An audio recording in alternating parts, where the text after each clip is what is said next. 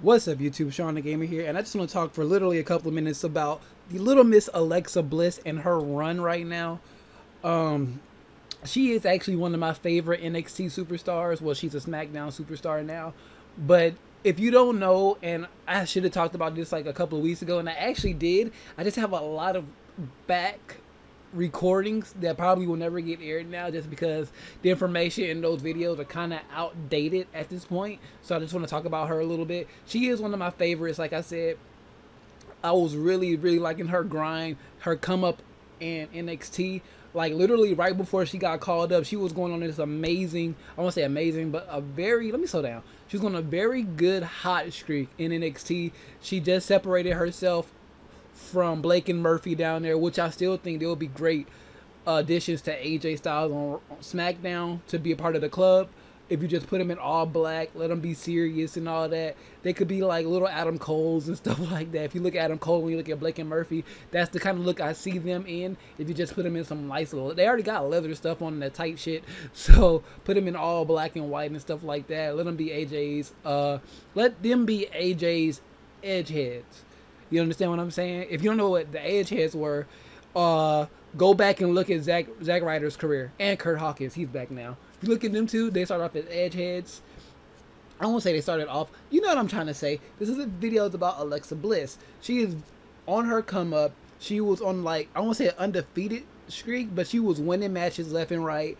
She was like the winner of those three, Blake, Murphy, and her. She got fed up with it. She separated from them, kept winning. I even think she had a title shot against Asuka where she just came up short because it's Asuka. Then she got called up. She's still on the winning streak. And now she gets to face Becky Lynch at No Mercy for the SmackDown's women's title. I think this is a great first match for both women, Becky Lynch and also Alexa Bliss. Can I talk about Becky Lynch a little bit in this video too? Becky Lynch, let's talk about the whole entire SmackDown side of things real quick when it comes to the women. I love the SmackDown women's side of things because they don't have the spotlight on them as much as the Raw women. Especially when you got the three horsewomen over there. Nia Jax, Foxy, who else is over there? Dana Brooke. Emma's probably going to come back over there. I'm pretty sure they're going to bring up a few more girls from they can find and things like that to put on Raw, and that's the main show over there because you got Sasha Banks, Bailey, and the Queen Charlotte. So those are three names that you want to see like now. And then you look on SmackDown, you probably think you have the old discarded, but when you look at SmackDown, they actually have a very solid roster. You have Naomi, you have, like I said, Alexa Bliss, your champion, Becky Lynch, Natalya, Nikki Bella has vastly improved. She's tolerable now, and then she's also a heat magnet. And you also have the other heat magnet in Eva Marie, and I'm pretty sure they're gonna fill out that roster a little bit more over time. But I feel like the women on SmackDown are gonna put on way better matches than the women on Raw. I'm sorry, but the chemistry over on SmackDown is different.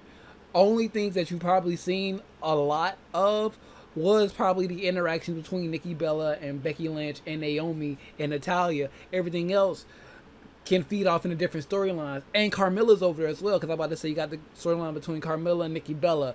You have now Alexa Bliss and Becky Lynch, and then you know Naomi. I can see Naomi and Natalya going at her like, I'm better than you, I'm better than you, I'm more talented than you, I'm a better wrestler than you. I can see that happening tonight on SmackDown because I am recording this 9/20/2016. Hopefully this will be up during, before, or a little bit after SmackDown. But those are my thoughts on the women on SmackDown. Not putting the Raw women down, it's just that with the cruiserweights over there, I don't even think they should have split the divisions at all when it comes to the women. I think they all should have been on one brand, and I think they should have stayed on Raw, where the cruiserweights should have been on SmackDown. Since it's less of them, they can shine a little bit more, and they're more dedicated to the actual physical wrestling. Watching that cruiserweight match, it would have been such more hype on the blue brand. I'm just saying, I'm a SmackDown fan. I've always been a SmackDown fan. Forever. When it comes to the quote-unquote brand split, I'm a SmackDown guy. I'm a blue guy because That's where we got the revival, or the revelation of Edge. CM Punk started out over on the blue brand, I believe, as well. Everybody who has become somebody who shouldn't have been anybody started off on the blue brand. Like I said, Edge, Rey Mysterio, I believe, JBL became the longest reigning champion over there.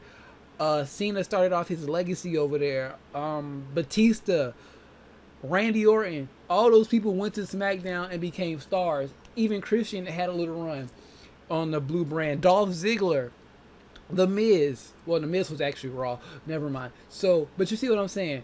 They were always been an underdog brand and developed some of the best stars over the past 10, 15 years. So I've always been a SmackDown fan. And I see the same thing happening with people like Baron Corbin. Who else is on SmackDown right now? AJ Styles has already been a star. Dean Ambrose can be reestablished. The Miz, Ziggler, and the women. The tag, Heath freaking Slater just became tag team champion on SmackDown. That's an example of me of opportunity.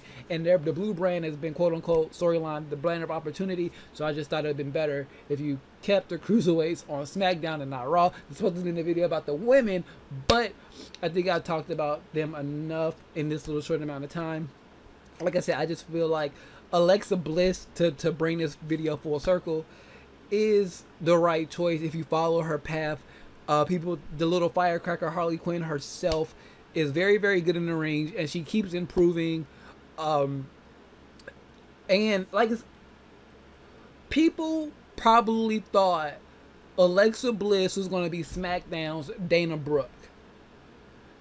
I could have told you that wasn't going to happen, because Alexa, as much as I love and adore Dana Brooke, I really do. I know people criticize her in the ring and things like that, but I think if she can have the tough skin and she can tough it out, she can be great. I won't say great, but she can have a good run in WWE for many, many years. She has a good look.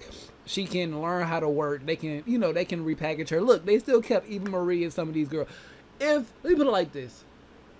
At least Dana Brooke she's starting off on the right path, unlike the twins, where they came in valets and slowly learned how to work over time. She's learning how to work now, so she can only get better, hopefully. So, hopefully everybody understands what I'm saying. I believe Alexa Bliss is she could be, because I'm doing the wrong thing and trying to compare these women to the women of the past, and I shouldn't do that. But I feel like Alexa Bliss can be one of those higher ups. She can be like a Gail Kim or a Jackie Gata, or I don't say Jackie Gata, but like a Gail Kim or one of those, or even like a Natalia, where she can wrestle really, really well, and that will take her a long way. And she just has a nice look and things. So she's marketable. She can talk on the mic. She doesn't really have to. She's good in the ring. She's a little firecracker. So a lot of girls can get behind that. So I believe we can see a lot from Alexa Bliss in the upcoming.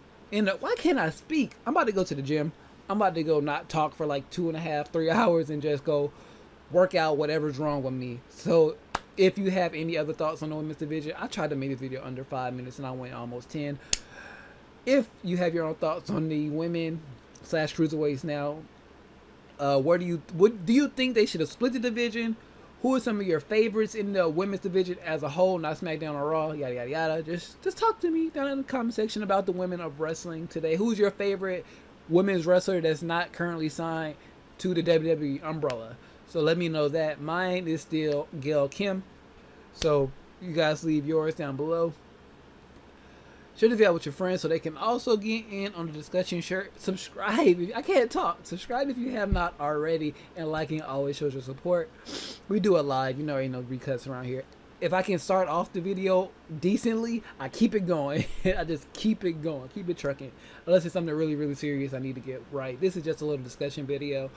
So if you want to follow me on anything other than YouTube, Facebook, Instagram, Twitter, and Twitch, tonight is SmackDown Live. So by the time I get back home, it should be starting up. So we will be live tweeting. So follow me on Twitter to get in on the conversation. We're about to roll in on 900 followers over there. So let's get that out the park. So when December rolls around, we'll be looking at over 1,000 followers to go into 2017. And with all of that being said, I am Shawn DaGamer. Thank you for all your support, guys. After I mentioned all of that, whew, with all that being said, I am Shawn DaGamer, and I am out of here.